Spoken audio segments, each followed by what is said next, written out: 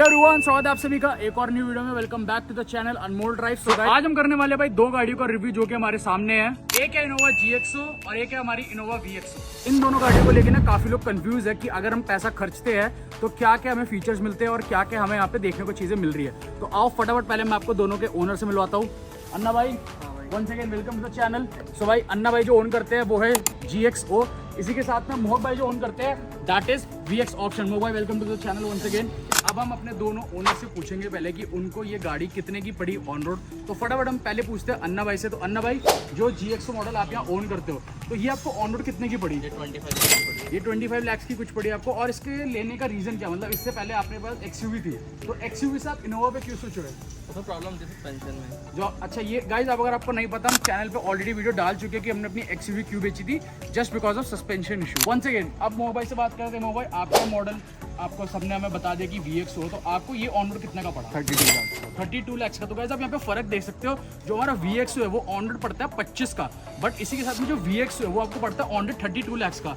अब मोहक भाई देखो, जो बंदा गाड़ी लेना चाहता है इनोवा, आज की डेट में 32 लाख रुपए खर्च रहे हैं, तो इसके हिसाब से आपके हिसाब से ये वर्थ इट है कि नहीं? बिल्कुल वर्थ इट है। कंफर्ट देखो, लग्जरी देखो, गाड़ी के फीचर्स देखो, तो मैं तो मेरे हिसाब से तो प्राइस जस्टिफाई करता है। और एक और चीज अगर हम यहाँ पे देखना चाहिए भाई, देखो इनोवा की दोनों की प्रोफाइल मैंने आपको दिखाई, बट यहाँ पे जो इन्होंने ग्रिल लगवाई है ना, वंस अगेन ये बहुत ही ज्यादा एक अट्रैक्टिव जो गाड़ी की बहुत ज्यादा बढ़ा रही है। अब हम यहाँ पे बात करेंगे कि भाई गाड़ी के अंदर से पहले सबसे पहले हमें क्या क्या चीजें देखने को मिलती है। बात करें इंटीरियर्स की। ऑलराइट एवरीवन, सो हम आ चुके हैं गाड़ी के अंदर। अब हम यहाँ से अन्ना भाई से पूछेंगे कि इस गाड़ी के इंटीरियर, आप यहाँ पे देख सकते हो क्या प्रोफाइल है पूरी गाड़ी की इंटीरियर से। अब हम बात करें, अन्ना भाई आप हमें धीरे धीरे करके एक्सप्लेन करो कि इस GXO मॉडल में, मैं बताया तो GXO, O stand for optional, ठीक है। इसी के साथ अब आप मेरे को ये बताओ कि इस गाड़ी में आपको क्या क्या फीचर्स देखने को मिलती है। एक तो ऑटोमेटिक AC मिला है, ओके, ठीक है। 360 डिग्री कैमरा है, 360 डिग्री कैमरा है यहाँ पे। सो यहाँ पे स्क्रीन है पूरी, ये आप चीज देख सकते हो गाइस यहाँ पे। सो यहाँ पे अन्ना भाई ने हमें बताया कि भाई 360 व्यू पूरा कैमरा का। इसी के साथ में अन्ना भाई यहाँ पे आप ये देख सकते हो जो कि हमारा गियर बॉक्स है, ऑटोमेटिक है पूरा। इस प्रकार से हमें देखने को मिलता है अपने VXO में। तो अन्ना भाई और क्या क्या फीचर्स है इस गाड़ी के? भाई सब कुछ ये पार्किंग ब्रेक है, ऑटोमेटिक वाली है, स्टीयरिंग कंट्रोल है पहले से, क्रूज कंट्रोल नहीं है। क्रूज कंट्रोल हमारे GX ऑप्शन में नहीं है, नहीं है ना। बाकी रिवर्स कैमरा है पहले से, रिवर्स कैमरा के सेंसर है, ओके। और सारे बेसिक फीचर है। अन्ना भाई एक चीज मैं देख पा रहा हूँ, शायद आपने गाड़ी में यहाँ पे एम्बिएंट लाइटिंग भी इंस्टॉल करवाई है। हाँ। तो ये आपको कितने की पड़ी है एम्बिएंट लाइटिंग? ये 5000 का 5000 का। ये आपने आफ्टर मार्केट लगवाई थी? हाँ। ये मेरे ख्याल से कंपनी वाले लगाते नहीं है। और अगर इससे कोई इसको लगाता है तो इसमें गाड़ी की वारंटी में कोई दिक्कत तो नहीं आती है, सारी चीज सही रहती है। अब अन्ना भाई एक क्वेश्चन मैं आपसे ये पूछूंगा कि इससे पहले आपने XUV ओन करी थी, अब बात करें, आपने बोला कि सस्पेंशन में प्रॉब्लम हो रही थी, बट अगर इंटीरियर की बात करें तो आप इंटीरियर के वाइज आप XUV को अपने पास रखना चाहोगे या इनोवा को? XUV के इंटीरियर बिकॉज यहाँ पे काफी ज्यादा शानदार है, बट अब आप इनोवा पे स्विच हो चुके हो, तो कोई एक ऐसी चीज जो आपको इनोवा की बढ़िया लगी as compare to XUV? Comfort की बात करें और इंटीरियर वाइज कुछ आपको बढ़िया लगा जो XUV से बेटर है? इंडिया तो XUV ज्यादा बेटर। चलो ठीक है, ये देखो गाइस ऑनेस्ट रिव्यू चल रहा है पूरा का पूरा। जो चीजें हमें यहाँ पे खुद से पर्सनल एक्सपीरियंस से चल रही है उसी चीज से हम आपको बता पा रहे हैं। अब एक बार हमें ये चीज कंफर्म कर दो और एक्सप्लेन कर दो कि इस स्क्रीन के साथ साथ जो हमें बीच में स्क्रीन दे रखी है उसमें क्या क्या हमें चीजें यहाँ पे ऑप्शन मिलती है? माइलेज दिखाता है, ओके, ठीक है, माइलेज दिखाया जाता है, सारी और चीजें। ट्रिप मीटर दिखाता है, डिस्टेंस टू एम्प्टी दिखाता है, ओके। बस बेसिक यही फीचर दिखाता है। और अभी बात करें तो आप इस गाड़ी को लेके यहाँ पे मेरे ख्याल से अभी आप कितने किलोमीटर चल चुकी है गाड़ी? 950। और ये मेरे ख्याल से अभी इसको 1 हफ्ता हुआ डिलीवरी ले हुए। मैंने इसका लॉग डाला है चैनल में, आप देख सकते हो। तो अब तक आपने जितनी भी गाड़ी चली, आपका एक पॉइंट ये है कि भाई जो गाड़ी में कंफर्ट है, ऐसा कंफर्ट मेरे को नहीं मिला। हाँ, कंफर्ट है, कंफर्ट में गाड़ी अच्छी है। तो अगर आप किसी को फॉर नाउ सजेस्ट करोगे कि VX ऑप्शन लेने के लिए, sorry GX option, because VX option का अभी हम करने वाले वीडियो, तो उसमें आप एक क्या एडवाइस देना चाहोगे कि why you should go for GX instead of VXO?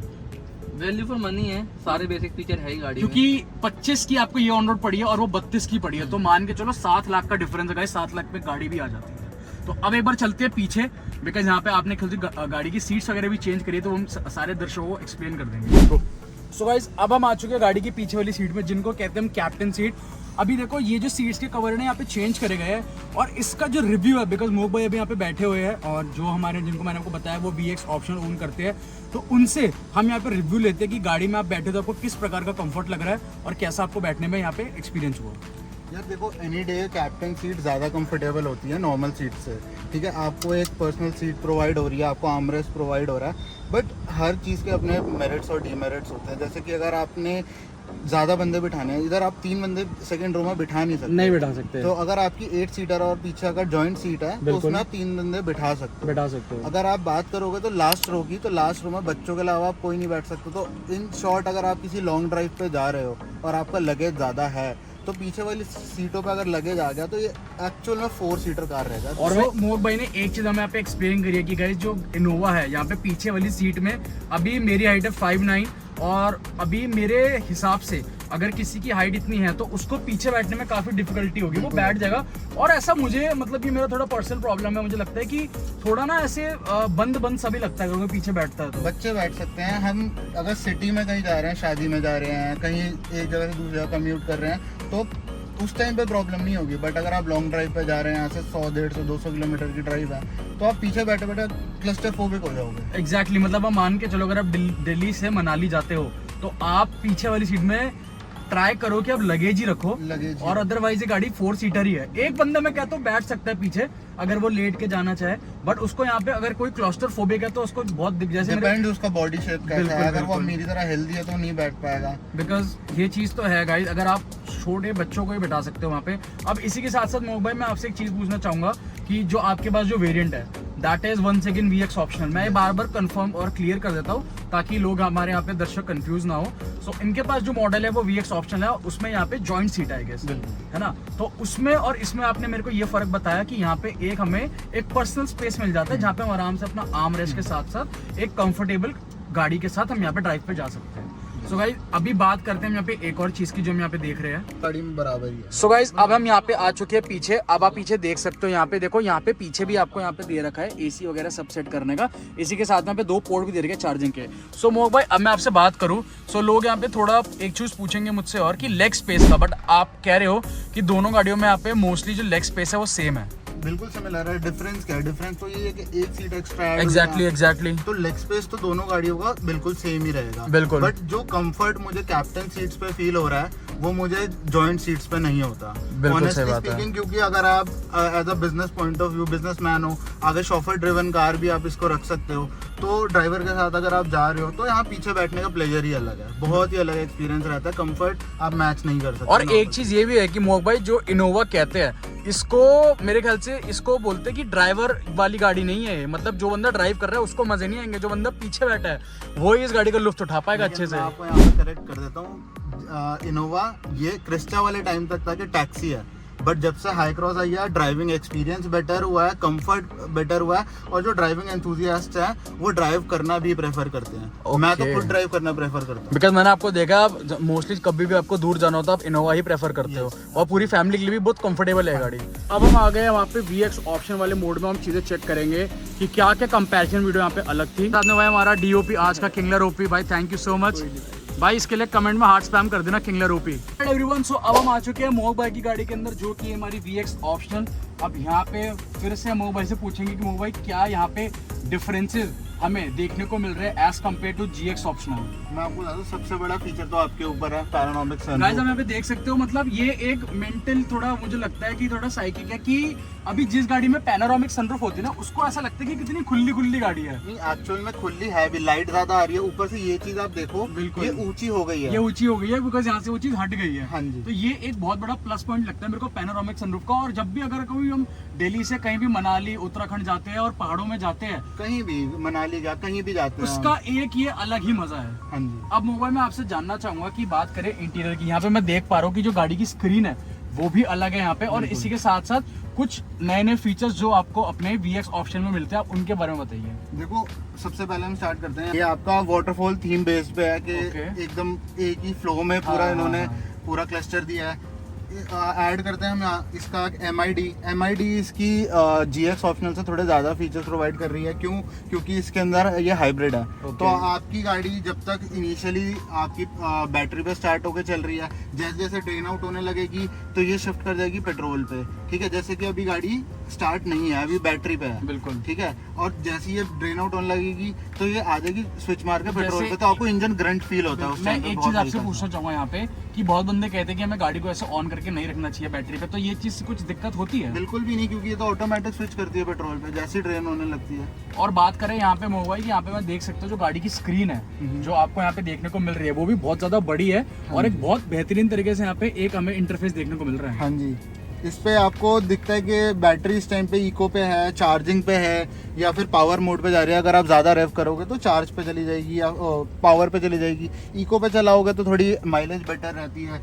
इधर आपको पता लग जाता है कि गाड़ी माइलेज कितनी दे रही है, कितने किलोमीटर अभी चल जाएगी, ठीक है। और आपकी ट्रिप ए ट्रिप बी, ये तो होता ही है। एडिंग इसमें क्रूज कंट्रोल का फीचर भी मिला हुआ है। सो यहाँ पे कुल मिला के हम ये कह सकते हैं कि भाई गाड़ी में अगर आप GX से ऊपर जाते हो VX में 7 लाख ऊपर है तो इसमें काफी चीजें आपको देखने को मिलेगी। सबसे मेजर पॉइंट है वो है हमारा पैनोरामिक सनरूफ। उसी के साथ यहाँ पे हमें इंटरफेस बदल रहा है और उसी के साथ साथ गाइस यहाँ पे गाड़ी है हाइब्रिड। अब गाड़ी कितना माइलेज देती है ये हम आपको वीडियो के एंड में बताएंगे दोनों गाड़ी का कंपैरिजन करके। अब जो मेन चीज है हम चलते गाड़ी के पीछे, बिकॉज यहाँ पे जो थी हमारे पास कैप्टन सीट, बट यहाँ पे हमारे पास कैप्टन सीट नहीं है और ये टोटल पूरी 8 सीटर गाड़ी है, राइट? absolutely. चलो अब हम चलते गाड़ी के पीछे। ऑलराइट एवरीवन, सो हम आ चुके हैं गाड़ी के पीछे। अब यहाँ पे देख सकते हो guys, one second panoramic sunroof की बात ही अलग है इनोवा में कि वो मॉडल है जहाँ पे हमारे पास से पैनोरामिक सनरूफ स्टार्ट होती है। इसके ऊपर आप जाओगे तो ZX ऑप्शन भी आपको देखने को मिलेगी।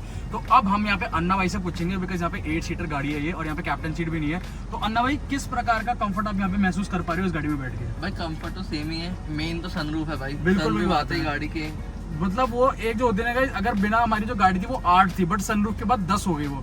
बिकॉज यहाँ पे मैं खुद एक्सपीरियंस कर पा रहा हूँ कि इतनी ज्यादा चौड़ा लग रहा है ना यहाँ पे। और ये जो मोबाइल ने हमें बात बोली कि छत का जो स्पेस है वो भी बढ़ गया तो गाड़ी और ऊंची होगी उसकी तरफ से, जिसकी वजह से क्या हो रहा है, लाइट ज्यादा आ रही है और हमें ऐसा लग रहा है कि स्पेस भी बहुत ज्यादा है यहाँ पे। अगर आप बात करो लेग स्पेस की, तो one second, leg space same है बिल्कुल। आप यहाँ पे देख सकते हो लेग स्पेस बिल्कुल सेम है। बट एक चीज जो शायद मैं आप वीडियो में नहीं समझ पा रहे होगे, बट मैं आपको बार बार बोल रहा हूँ, जो कि पैनोरामिक सनरूफ की वजह से ये गाड़ी ऐसा लग रहा है कि बहुत ज्यादा वाइड है, बहुत ज्यादा खुली खुली लग रही है। एंड यहाँ पे भी आप पीछे देख सकते हो, यहाँ पे हमारे पास दोनों के दोनों चीजें दे रखी है। 2 हमें चार्जिंग पोर्ट दे रखे और यहाँ पे हमें AC एडजस्ट करने का भी दे रखा है। इसी के साथ यहाँ पे पीछे से गाड़ी की प्रोफाइल आप देख सकते हो कितनी ज्यादा बेहतरीन लग रही है। और मैं 2-3 बारी मेंशन कर चुका हूँ, बट ये पैनोरामिक सनरूफ की वजह से गाड़ी +2 यहाँ पे हो चुकी है और यहाँ पे आराम से लेग स्पेस है। अब एक बार मैं बात करूं, ठीक है, कि किस किस प्रकार से मोबाइल आप यहाँ पे इस गाड़ी को लेके गए हो फॉर नाउ दिल्ली से बाहर। ये काफ़ी जगह गई है, हरियाणा गई है, मनाली गई है, नैनीताल गई है अभी तक, और मसूरी भी गए हैं। तो ड्राइविंग एक्सपीरियंस तो अल्टीमेट है। मतलब आप टोयोटा प्लस इनोवा, आप उसके बाद लग्जरी और कंफर्ट तो क्वेश्चन कर ही नहीं सकते, क्योंकि मेरे को किसी भी तरीके की थकान फील नहीं होती। रोड बम्प्स नेग्लिजिबल, मतलब हर चीज़ इतनी परफेक्ट कर दिया ना गाड़ी ने। तो मतलब जो क्रिस्टा के बाद जो अपग्रेड आया है, तो मेरे को तो कोई शिकायत नहीं गाड़ी से। इवन इस गाड़ी का पिकअप क्रिस्टा से अच्छा है। एक जो चीज़ मेरे को समझ नहीं आई, बट वो प्रैक्टिकली देखा जाए तो जरूरत भी नहीं है। गाड़ी की टॉप स्पीड 180 है, 180 से ऊपर नहीं जाती। बट मेरे ख्याल से जो इससे पहले क्रिस्टा आती थी वो तेज, 200 भी जाती थी, बट वो डीजल था। बट आपने वही एक बात बोली कि यहाँ पे एक चीज प्रैक्टिकली देखा जाए तो अगर आप गाड़ी को लेके जा रहे हो, फैमिली को लेके जा रहे हो, तो आप इतनी तेज नहीं चलाओगे। नॉर्मल 180 इज इनफ, बहुत ज्यादा है। और आप यहाँ पे मेरे को हाइब्रिड और डीजल के बारे में कुछ बता रहे थे। हाँ जी, जैसे कि मेरी क्रिस्टा थी मेरे पास इससे पहले, वो डीजल थी। वो गाड़ी मेरे को लगता था, मैं फेवर में नहीं था कि हम वो गाड़ी बेच के अपनी हाई क्रॉस की तरफ स्विच करें। Right. मैंने चलाई भी नहीं थी जब तक गाड़ी की डिलीवरी नहीं है। Right. लेकिन जब मैंने चलाई तो मुझे एक्सपीरियंस हुआ कि एक्चुअल में ये गाड़ी कितनी बेटर है, कितनी ज़्यादा एनहांस हुई है, कितने ज़्यादा अपग्रेड्स हुए हैं। क्योंकि ये जो गाड़ी पूरी चेसी भी चेंज कर दी है ना, मोनोकॉक चेसी पे बनी है ये गाड़ी। और क्या कहते हैं, ये पुरानी चेसी बिल्कुल इन्होंने वो कर दी और use ही मतलब नहीं करी है। एक चीज मैं आपको यहाँ पे दोबारा पूछना चाहूंगा, मतलब आप पहले इस गाड़ी के फेवर में नहीं थे और आपने मेरे ख्याल से तब तक नहीं चलाया जब तक इसकी डिलीवरी ना हो गई। लेकिन जब आपने यहाँ पे स्विच करा तब आपको वो फर्क और वो पावर, कह सकते हो थोड़ा सा कम, लेकिन वो कंफर्ट और वो जो आपको पिकअप ज्यादा है, क्रिस्टा से ज्यादा पिकअप है। और एक चीज मैं आपको और बोलूंगा, देखो पहले इनोवा में ना लग्जरी नहीं थी, लेकिन अगर आप पीछे से यहाँ पे देखो ना तो ये पूरी लग्जरी कार लग रही है। पर वन सेकेंड मोक भाई, this is a VX option और यहाँ पे आपको 32 लाख रुपए खर्च करने पड़ेंगे इस वाले वेरिएंट को ओन करने के लिए, प्लस 1 साल का टाइम भी। ये तो देखो बहुत बड़ी समस्या। अब जो हमने गाड़ी की डिलीवरी थी वो मेरठ से ली थी। अन्ना भाई, ये हम अपने दर्शकों को दोबारा बताना चाहूंगा कि हमने गाड़ी मेरठ से ली थी। इसका रीजन बता दो कि हमने गाड़ी मेरठ से क्यों ली थी इंस्टेड ऑफ दिल्ली से। दिल्ली में मिलती नहीं है भाई, पागल बनाते हैं। और कितने कितने महीने की वेटिंग है? साल की वेटिंग। दो साल की वेटिंग बोलते हैं भाई। और मेरे को तो 1 साल बाद मिले, वो भी थोड़ा बहुत जान पहचान लगा के। ओके, अब हम यहाँ पे बूट स्पेस की बात करते हैं। इनोवा की जो बूट स्पेस है, आप यहाँ पे आप देख सकते हो, इस सीट को हम फोल्ड भी कर सकते हैं वंस अगेन, और इसी के साथ यहाँ पे एक अच्छा खासा हमें स्पेस देखने को मिल सकता है अगर आप फैमिली के साथ जा रहे हो। सो यहाँ पे आप देख सकते हो मैंने इसको फोल्ड कर दिया है, एंड यहाँ पे वो चीज़ मैंने अभी हटाई नहीं है, बट आप यहाँ से पूरा अंदाजा लगा सकते हो कि इनफ बूट स्पेस है भाई। अब आराम से अपना जो भी सामान है, जो भी अपना लगेज है, उसको ईजिली ले जा सकते हो। सो अब हम यहाँ पे आ चुके हैं भाई अपनी VX ऑप्शनल का बूट स्पेस देखने, लेकिन उससे पहले मैं आपको दिखाता हूँ कुछ तूफान का यहाँ पे रखा हुआ है भाई। 1800 वॉट का यहाँ पे एक्सप्लोड का सिस्टम लगवा रखा है हमारे मोहक भाई ने। सो मोहक भाई से अब पूछेंगे हम यहाँ पे कि भाई ये आपको सिस्टम कितने का पड़ा। मैंने गाड़ी के अंदर ऑडियो सिस्टम जो मेजर अपग्रेड रहा है मेरा ऑडियो सिस्टम ही रहा है, क्योंकि मेरे घर में सभी म्यूज़िक एंथुसियास्ट है, सभी अच्छा गाना सुनना पसंद करते हैं। तो मैंने इसके अंदर, मैंने आपको लास्ट वीडियो में बताया था, मैंने हर्ट्स के कंपोनेंट लगवाए थे और वो टॉप एंड सीरीज़ थे। प्लस मैंने इसमें एक मोनो एम्प लगवाया था जो डेडिकेटेड है वूफर के लिए। एक फोकल का मेरा 4 चैनल एम्प है जो चारों स्पीकर चलाता है, और ट्यूटर भी वही चलाता है। प्लस मैंने पूरी गाड़ी डैम्प करा रखी है।